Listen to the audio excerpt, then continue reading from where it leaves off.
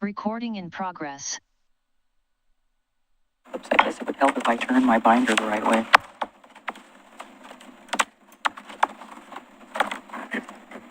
Sorry, I had my binder upside down. Good evening.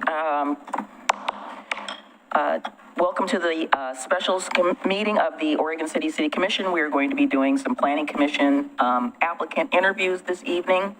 We have two people that are going to be here tonight, and we have a third person that had a family emergency, so we are going to hold these over to the 9th of January, so that person has the opportunity to interview. So let's go over to the staff report. It says staff report on the agenda. I'm just reading the agenda.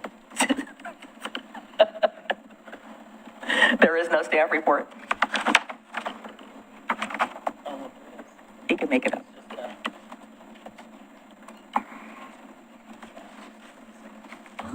Did we have people scheduled for specific times? We do, yes. Okay. So after the passage of the ballot measure 3580 in May of 2022, the city charter was changed to require planning commissioners and historic review board members to be appointed by the city commission rather than the mayor alone. So tonight, the city commission will interview and appoint a single seat with a term ending on December 31st, 2027. The interviews are scheduled to be held this evening according to the following schedule. So first up at 6 p.m. is Mr. Staggs. And as you've stated, it sounds like one of the applicants had a family emergency that we were informed of yesterday or the day before. We would propose working out another alternative date for that person to come in and do the interview. We'll try when we have a work session next Tuesday. These things usually take about 15 or 20 minutes, so we're thinking we could probably slide that in at the beginning of that work session if that's something the commission is comfortable with. Yeah. Okay? Okay. All right, so we're going to change up the questions a little bit. So rather, Adam is going to ask question number 1. We're going to eliminate question number 5, and I will take the last question as already noted. So Rocky, you get 2 questions. Wow. Unless you don't want 2 questions. That's fine. All right, so Adam, so Chris, why don't you come on up? Yes, that's you, Chris. Yeah, the speaker system is not turned on or something. No, that's just the sound in I here. can't hear anything out there that anybody's saying. So as I stated, we're just changing up the questions a little bit. So we have several questions. Some of these you probably might remember from the last time, but we are going to basically just go in order by the commissioners, and you're applying for a position because you're applying for reappointment, correct? That's right, yes. Okay, so Adam, why don't you kick it off? Well, good evening. What relevant experiences, skills, and abilities have prepared you for the Planning Commission? What relevant experiences, skills, and abilities have prepared you for the Planning Commission? So I've been on the Planning Commission now for the past 4 years. And during that time, I've been able to be involved in many applications and hear many situations and help make decisions. I think that's first and foremost, makes me well qualified to continue on the Planning Commission. And outside of that, in my professional, I'm a licensed architect and planner myself. I'm currently working locally to build projects and develop property. And on a daily basis, I am involved in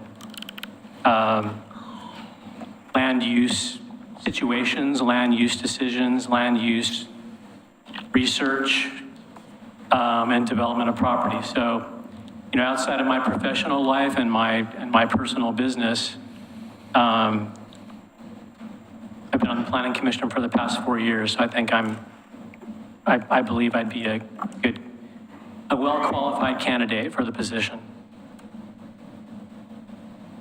Rocky?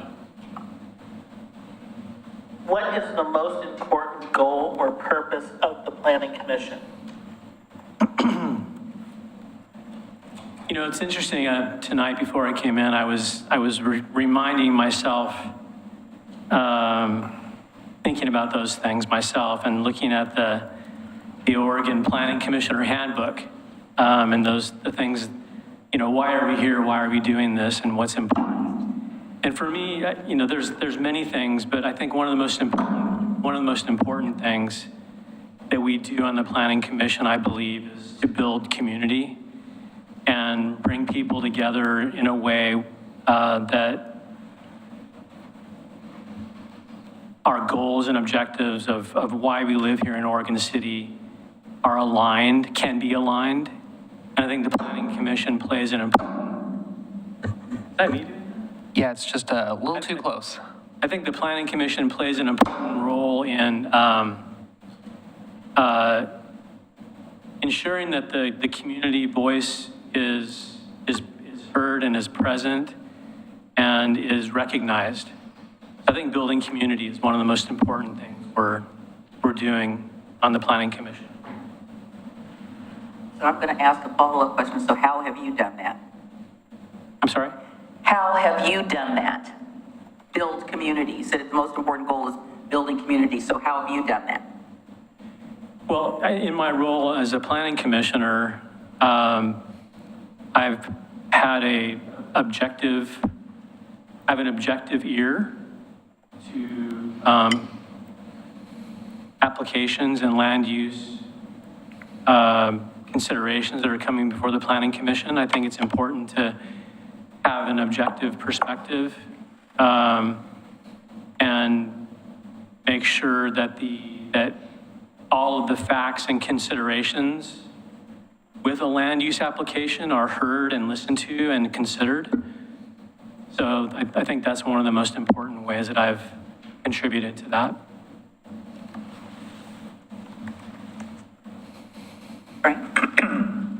So this is a fairly lengthy question. If you need me to repeat it at any time, just say. The question is, how would you go about balancing code requirements, possible negative public comments, and your personal opinion with allowing reasonable development to go forward?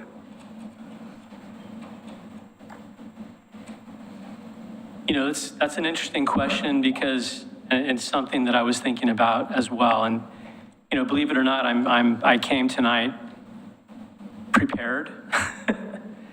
And I think the best, from my personal point of view and perspective, is that you have to leave your personal biases and your ego and at the door when you come in here.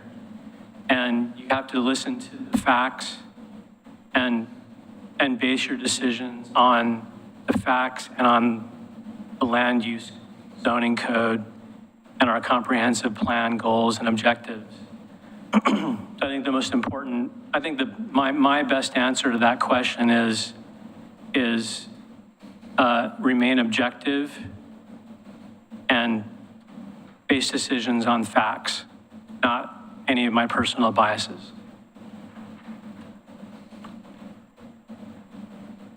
Any thoughts on the dealing with a possible negative response to what decisions are?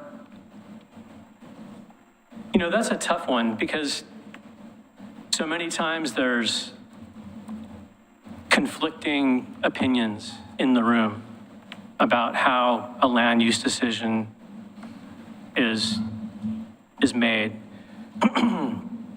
And I think it's very difficult to balance those things. You may have for example, here in Oregon City and across the state, we have a huge demand for housing right now. And one would ask, well, what can we do? How can we satisfy that housing requirement in a way that doesn't conflict with local opinions and local ideas about how development should happen?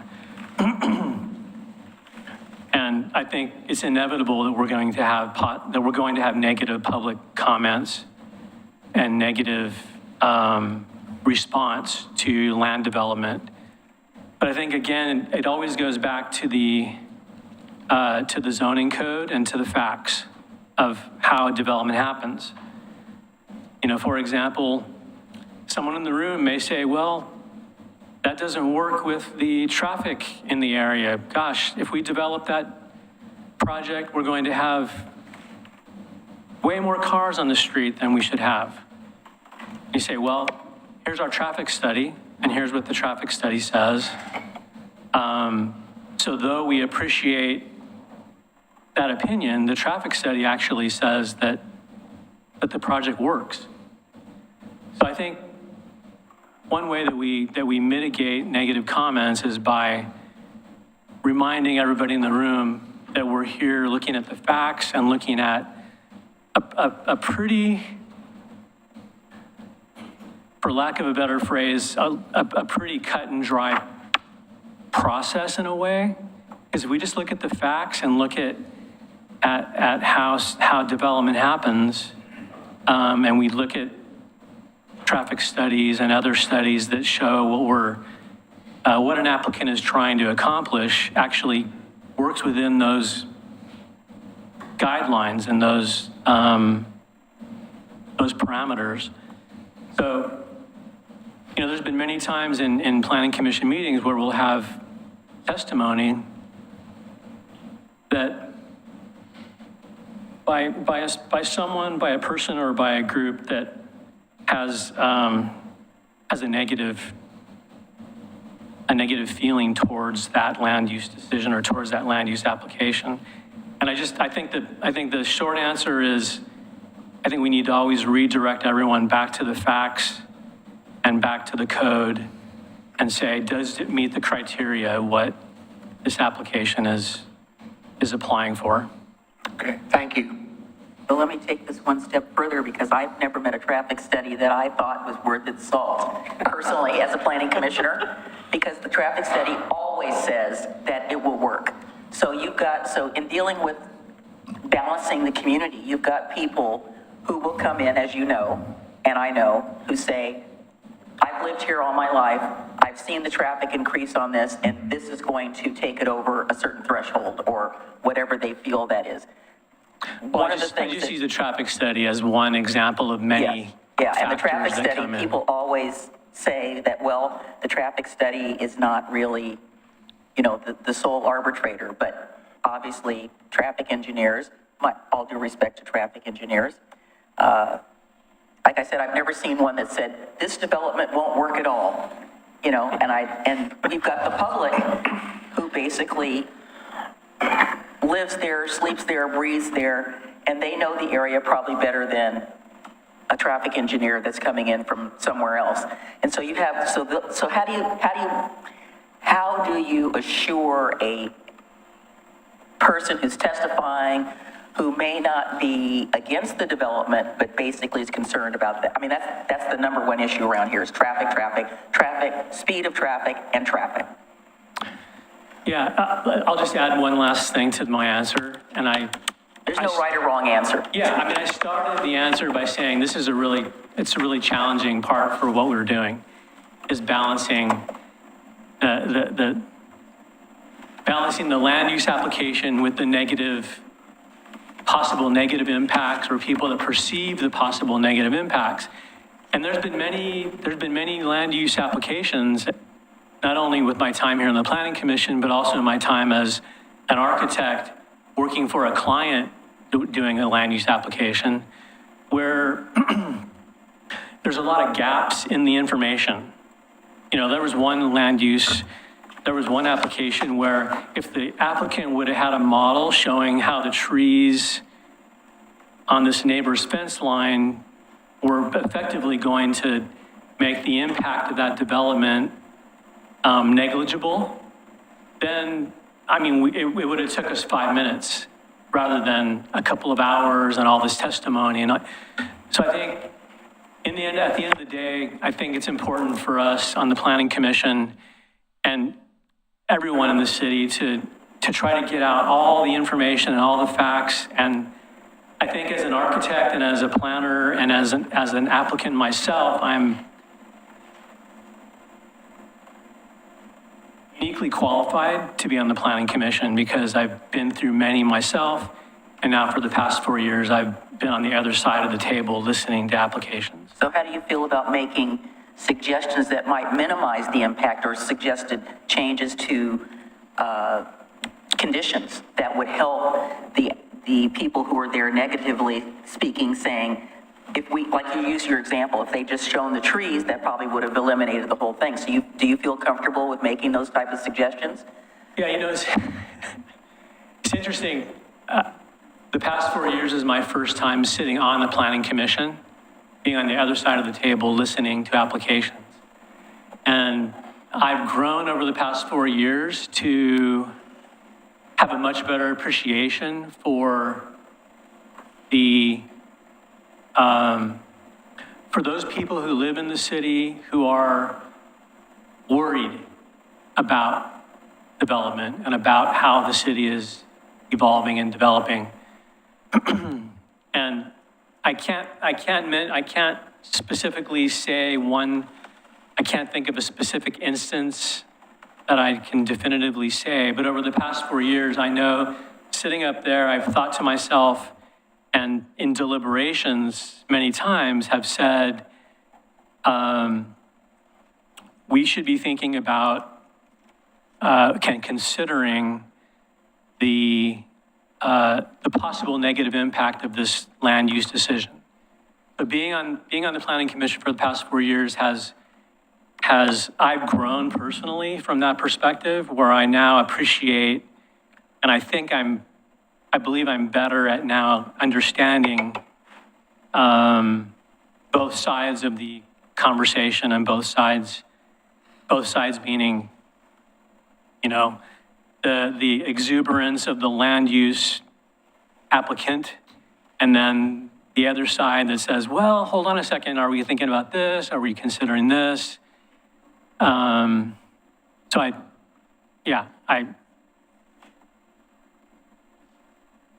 I feel like I've grown over the past 4 years in that respect, which I feel good about and I'm proud of. Michael? This is a lot shorter one. Are you available to read the materials and attend the hearings, which are generally at 7 p.m. on the second and fourth Mondays of each month? Absolutely, I'll be here. Thank you. Rocky? All right. What are some differences between quasi-judicial hearings and legislative hearings?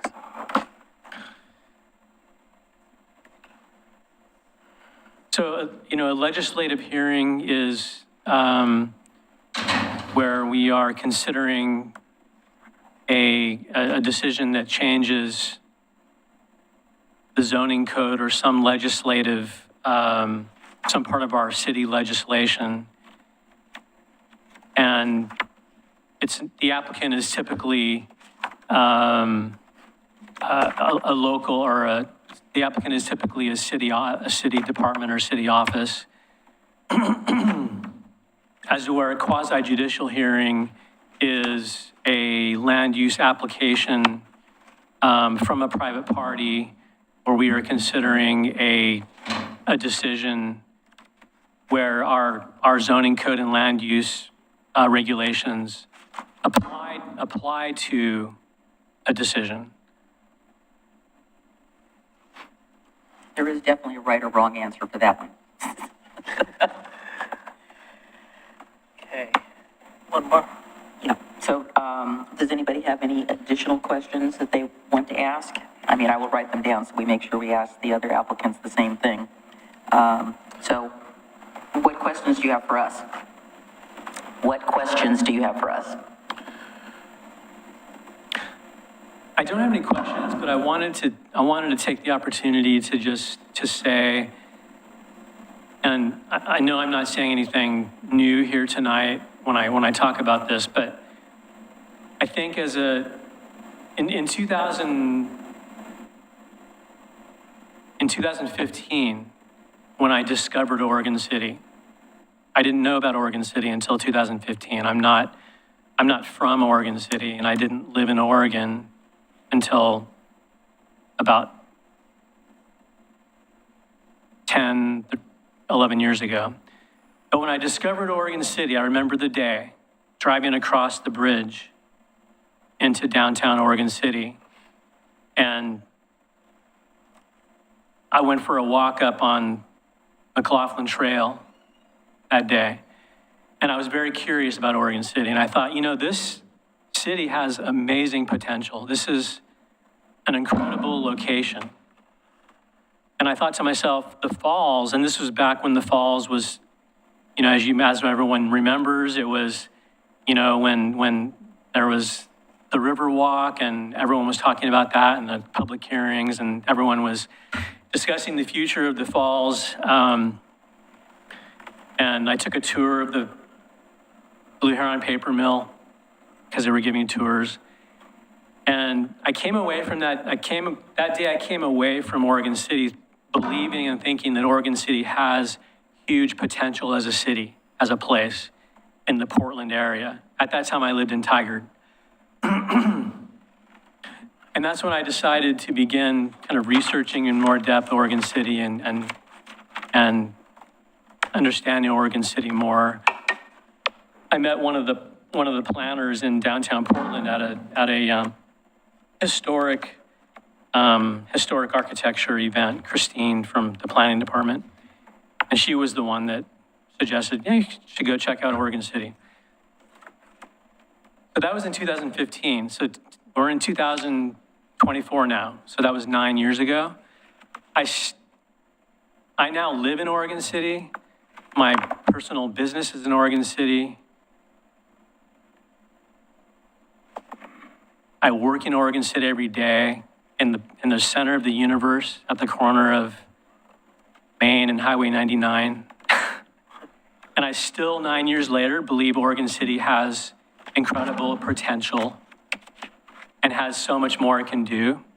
You think about the North End, you think about the Blue Heron Paper Mill, you think about the Falls, think about everything in between and everything up here. I personally believe in Oregon City, and that's why I want to keep doing this. And I'm committed to making Oregon City a better place. Thank you. Just for, because I like juicy fun facts, it's the McLaughlin Promenade, not the McLaughlin Trail. Say that again, I'm sorry. You said you walked on the McLaughlin Trail. It's the McLaughlin Promenade, because I like juicy fun facts. I stand corrected, yes, the promenade. I've taken many people up there for walks to see how amazing Oregon City is, so. Yeah.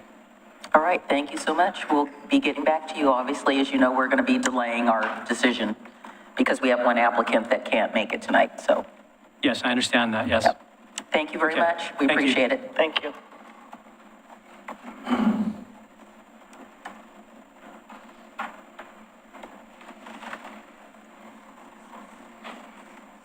Come on down, Brandon Dole.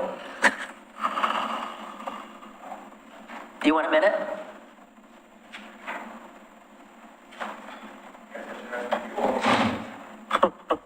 I think we're good. We'll give you the minute. Jacob, why is this echoing so much? Oh, okay. Just sounds weird from this end.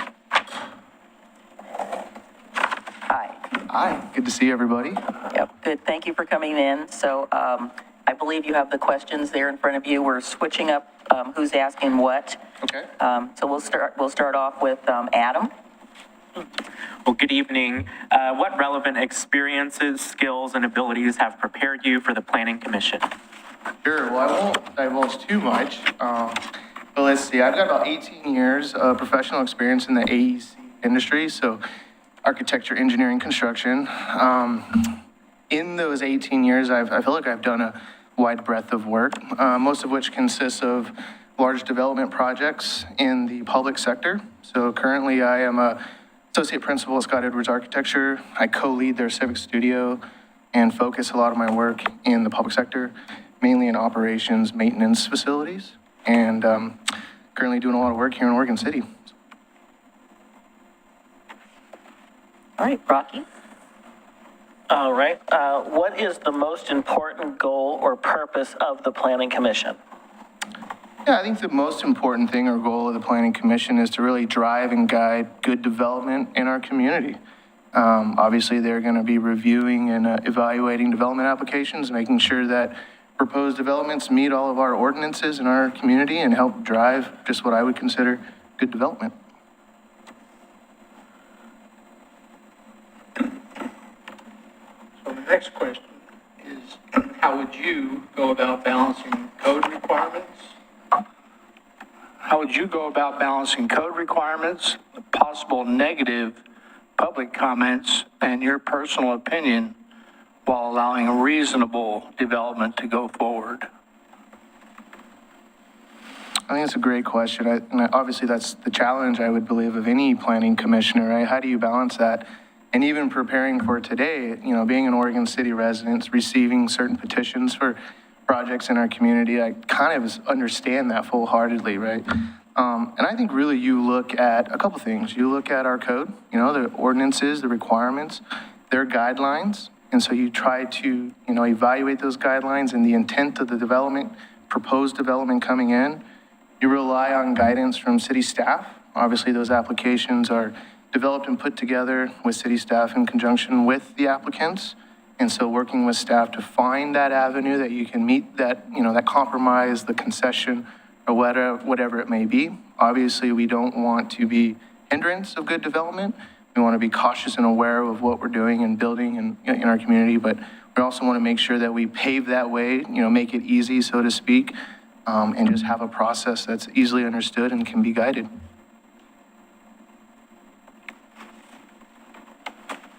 Okay, next one's a simple one. Are you available to read the materials and attend the hearings, which are at 7 p.m. generally on the second and fourth Mondays of each month? I am most definitely available.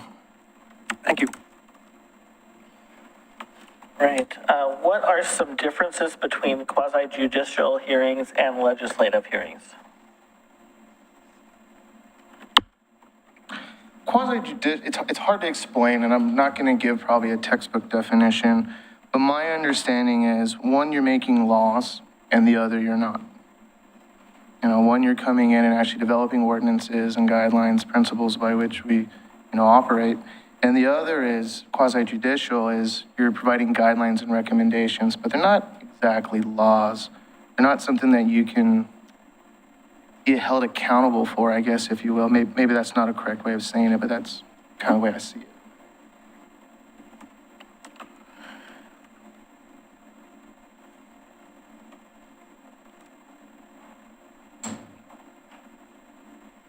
Let me do a quick follow-up on that particular one. So I would presume that most of the hearings that you've attended as part of your professional work have probably been quasi-judicial, Most as definitely. opposed to, Never been in a legislative. never been in a hearing. legislative? Never. Well, you might have, well, yeah, probably, yeah, that's generally true. Mostly, you know, we've got, going through our 2040, that was primarily legislative. Have you ever received one of the notices in the mail that says something that the city's going to do may affect your property values, and it's, you know, a little postcard and about that big print, and we send out, when we do send those out, we get a lot of phone calls from the public going, what is it? What is this? What is Yeah. this? Can you explain it? And we were adopting the comp plan. There were lots of those. Did you follow at all any of the 2040 when we were working on that? No, I didn't. You get to use it a lot because it's our Bible, correct? It's our Bible now, the 2040 plan. That's our Bible, so to speak. Right, Rocky? Oh, I mean, No, we're good. Yeah, we're at the end. So do you have any questions for us? Questions for you all? No, I don't really. I mean, you know, again, for me, this is a great opportunity. I think most of you know that, you know, I'm a consultant to the city. I'm doing lots of work here and love that, but I'm also an Oregon City resident. 2024 is 10 years that I've been in the community. Most of that time was spent in the McLaughlin neighborhood, not in a historic home, but in the neighborhood. And now I live in the Gaffney, Hillendale neighborhood, excuse me. And for me, this is just a great opportunity to give back to the community. you know, I've kind of had a couple hats in this place and would love to throw another one on and just contribute what I can. So no questions. Any other questions? No. Okay, all right. Thank you so much. We really appreciate it. And I think you were told that we have one applicant that had a family emergency, so we are going to be delaying our Yeah. final decision to give that person an opportunity. But Seems only right. Yeah, well, that's kind of what we thought. So thank you for Okay. coming in. We appreciate it. Thank you for having me. Good seeing everybody. Good to see you. Well, we're done early. Are we gonna, I think, collect these? Yes, yeah, we'll hand those in to Jacob. Okay. If you had any notes on them. Perfect. All right, so now we can just adjourn and then goof off. Okay, Yeah. all right, we are adjourned until just a little before 7.